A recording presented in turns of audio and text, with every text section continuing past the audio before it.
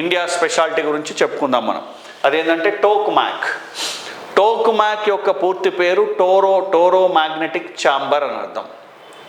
దీన్ని దేనికి వాడతారు అంటే ప్లాస్మాని సృష్టించడానికి వాడతారు.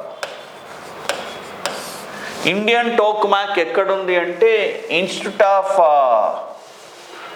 ప్లాస్మా రీసెర్చ్, గాంధీనగర్, గుజరాత్లో ఉంది. అంటే ఏందో కొంచెం అయితే అర్థమవుతుంది. ప్లాస్మాను ఉత్పత్తి చేసేటువంటి ఒక పరికరాన్ని, రియాక్టర్ని టోక్మాక్ అంటాం. ఈ టోక్మాక్ అనేది రష్యన్ పదం, టోరో మ్యాగ్నెటిక్ ఛాంబర్ అంటాం.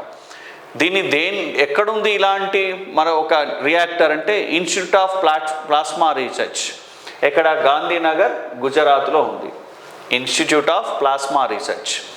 మరి ప్లాస్మా అంటే ఏంది? ఫోర్త్ స్టేట్ ఆఫ్ మ్యాటర్ని మనం ప్లాస్మా అంటాం. పదార్థం యొక్క 4వ స్థితిని మనం ప్లాస్మా అంటాం.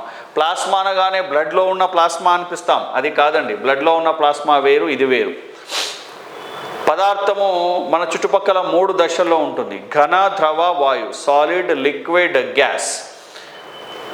అవి ఏంటో మీకు అవసరం లేదు, ఇంకా మీకు తెలుసు అవి ఒక్కొక్కటి ఎలా ఉంటాయో. కానీ పదార్థం యొక్క 4వ స్థితి ఏంటంటే ప్లాస్మా. 5వ స్థితి ఉంటుందండి, బోస్ ఐన్స్టీన్ కండెన్సేట్ అంటారు. 5వ స్థితి కూడా ఉంటుంది, అది మనకు అక్కర్లేదు. ఈ పదార్థం యొక్క 4వ స్థితి ప్లాస్మా. ఇది వెరీ హై టెంపరేచర్, కొన్ని థౌజండ్స్ ఆఫ్ డిగ్రీ టెంపరేచర్ దగ్గర మాత్రమే ఏర్పడుతుంది. దీంట్లో పదార్థము అయానిక్ స్టేట్లో ఉంటుంది. న్యాచురల్గా ప్లాస్మా ఎక్కడ ఏర్పడుతుంది అంటే సూర్యునిలో ఏర్పడుతుంది. సూర్యునిలో హైడ్రోజన్ అయాన్లు ఫ్యూజ్ అయిపోయి హీలియం ఏర్పరిచేటప్పుడు ఇక్కడ ప్లాస్మా అనేది అక్కడ చూడొచ్చు.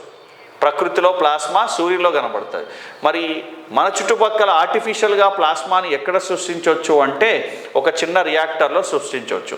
దాన్నే మనం టోక్మాక్ అంటాం అన్నట్టు. ఈ ప్లాస్మాలో మ్యాటరు అయోనైజేషన్ స్టేజ్లో ఉంటుంది, అయనీకరణం చెంది ఉంటుంది. అటు ఘన కాదు, ద్రవ కాదు, వాయువు కాదండి. సో అలాంటి దాన్ని ప్లాస్మా అంటాం. ఎందుకు సృష్టించాలన్న తర్వాత చూద్దాం మనం. సో ఇలాంటి ప్లాస్మా రియాక్టరు పేరు ఏదంటే ఆదిత్య. ఇండియా ప్లాస్మాను ఉత్పత్తి చేసే రియాక్టర్ పేరు ఆదిత్య. దీన్ని ఇప్పుడు అప్గ్రేడ్ చేసి ఆదిత్య యు అని ఉంది. ఇంకొకటి SST-1 అనే దాన్ని కూడా తయారు చేస్తారు. దీనికి పేరు లేదు కాబట్టి ఇది అడిగే అవకాశం ఉండదండి. ఆదిత్య అనే ఒక పేరు ఉంది కాబట్టి దీన్ని అడిగేటటువంటి అవకాశం ఉంది ఎగ్జామ్లో. న్యూక్లియర్ టెక్నాలజీకి సంబంధించింది ఆదిత్య అని పేరు గల పరికరం ఏంటి?